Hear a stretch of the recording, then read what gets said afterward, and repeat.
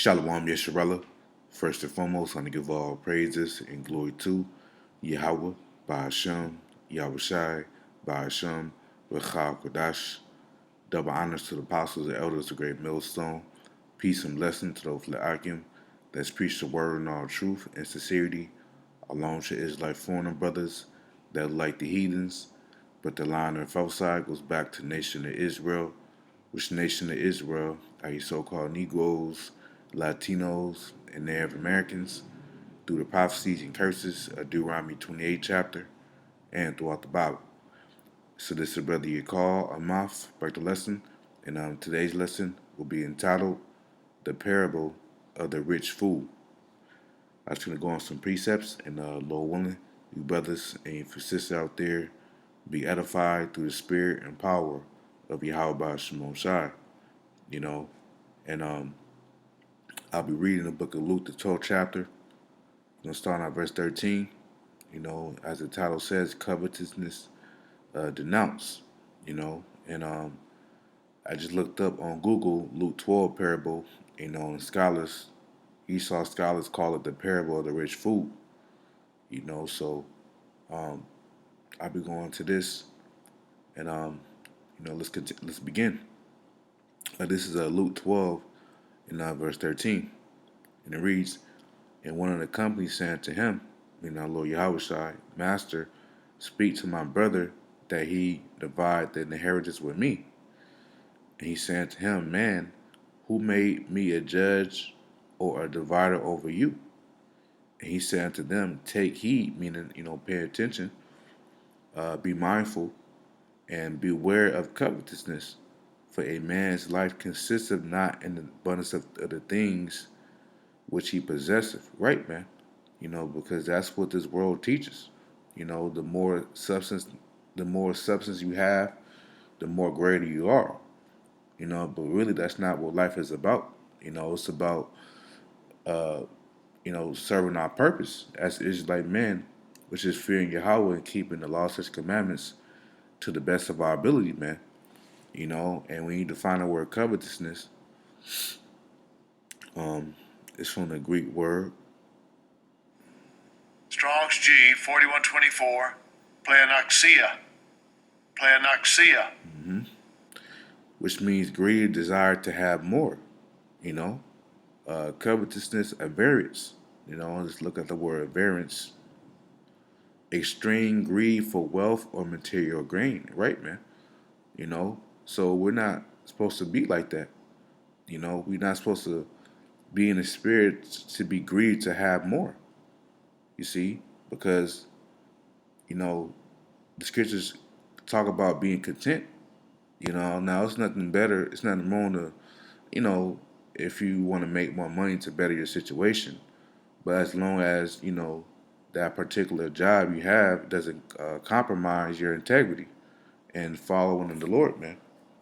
Because that's another thing the Lord can try you with, can test you with having a lot of things, you know. So, Yahweh Shai just was, promoting us to be content and get our daily bread, man. You see, it says, because being in that covetous spirit, it can lead to you not being satisfied, to never being satisfied at all. Oh, I need more, I need more. Just you being in that spirit, just having excess. You see, it says, verse 16 says, and he spake a parable unto them, saying, the ground of a certain rich man brought forth tenfold. It says, and he thought within himself, saying, what shall I do, because I have no room where to bestow my fruits. So this rich man, he had abundance of things, you see, resources. It says, and he said, this will I do. I will pull down my barns and build greater, and there will I bestow all my fruits and my goods. And I will say to my soul, soul, thou hast much goods laid up for many years. Take thine ease, eat, drink, and be merry, man. So this servant, I'm it's like not servant, but this rich man, he was basically he was worried about what he was doing and all to please himself, man. You know, he wasn't thinking about pleasing Yahweh Shemashah doing the work. He was worldly, you know, and he was just, you know, in that spirit of greedy for gain. You see, and it continues, says verse 20 says, "But Yahweh said to him, Thou fool, this night thy soul shall be required of thee. Then whose shall those things be which thou hast provided?" Right. So the Lord was going to kill him that night. You know, and the Lord's going to take his spirit, man. You know, destroy him. You know, and his spirit goes back to the spiritual world, to the Heavenly Father Yahweh that gave it. So, you know, after you die, then after all those things that you have labored in the earth, you know, your substance, who's that's going to go to? You know, because when you look up in another translation, and in the NIV version it says, I start in the T version, it says, "But Yahweh said to him, You fool, you will die this very night. Then who will get everything you work for?" Right, man? You know. So at the end of the day, man, you know, this is not the spirit of have being in this truth. You know, because our substance can be our carnal possessions on earth, our tangible things can be lost. You know, that's why Lord Yahweh Shai said to, you know, build up spiritual things in the heaven by way of the works, doing the work, man. You see, it says, verse 21 says, "So is he that layeth up treasure for himself and is not rich toward Yahweh." See, this rich man, he was rich. You know, he will be considered in today's day a high value man, valuable man. You know, based upon a lot of resources, the substance and money that he have. You know, but a true, real value man is a man of the Lord, man, that have integrity in the Lord, that follows the Lord, man, and does the work. You see, because we have to be rich towards the Most High, man. You know, and like I was saying earlier, the scriptures promotes being content. You know, speaks about being content, man. And let's get it in 1 Timothy 6:8. It says, "And having food and raiment, let us be there with content." Right. You know, so that's the spirit we have, man, because we understand that this place is going to pass away. America is going to be destroyed, man. So why would you want to have all these resources if you know in the latter end that all this stuff going to be destroyed, man? You know, the scriptures say that all all the work therein shall be burned up, roughly paraphrasing, man, in Second Peter. You know, so everything, that the elements, everything gonna be burned up. So only thing that's not gonna be burned up is the works that we do in the Lord, man. You see. So go to Philippians 4:11 says, "Now that I speak in respect of want, for I have learned in whatsoever state I am, therewith to be content." Yeah, so Apostle Paul is saying, you know, whatever state I'm in, you know, I'm content, man. You know, because at the end of the day, the Lord just will always give us what we need.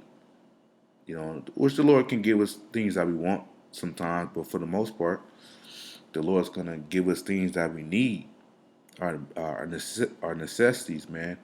You know, food, shelter, you know, a place to lay down our head for shame. You know, to be able to do the works, man. A phone, you know, Wi-Fi at your house, you know, because you gotta have an internet to be able to, you know, upload the videos on, you know, on YouTube, you know, to, you know, to make to make full proof of thy ministry. You see. So let's go to James 2:5. It says, "Hearken, my beloved brethren, have not Yahweh chosen the poor of this world rich in faith?" See, the Lord has chosen the poor of this world rich in faith, man. Now, this doesn't mean poor as in the sense of a homeless man begging on the street for change, because the Lord said that Psalms 37, "I have never seen the righteous forsaken, nor a seed begging bread." You know, so the Lord's going to take care of his elect. He's going to have them have a roof over their head to cover their shame. You know, this is talking about, you know, brothers that's, you know, getting their daily bread, man. but they're rich in faith, you see, trusting in Yahweh Shemosai, trusting in the prophecies, man. You know, it says, and the heirs of the kingdom which he had promised them to them that love him, right? Because the heirs will be the elect, the 144,000, the governing body that will be joint heirs with Yahweh Shai in the kingdom. So it's way better to be rich towards Yahweh in works, rather to be rich carnally on earth, because rich is not going to profit you in the day of wrath.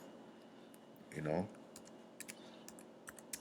and all the things that rich man in that parable, all the things that he had, it was in vain at the end of the day. Which is, like I said, it's nothing wrong to better your situation if you can. By you may make more income, make more money, but as long as that doesn't drive you away from following the Lord, man. Because having a lot of money does come with a covetous spirit. It does come with that spirit never being satisfied. So that can't happen if you're not strong mentally. You know, so that's why for the most part, most of us brothers in the faith, we just get our daily bread, man.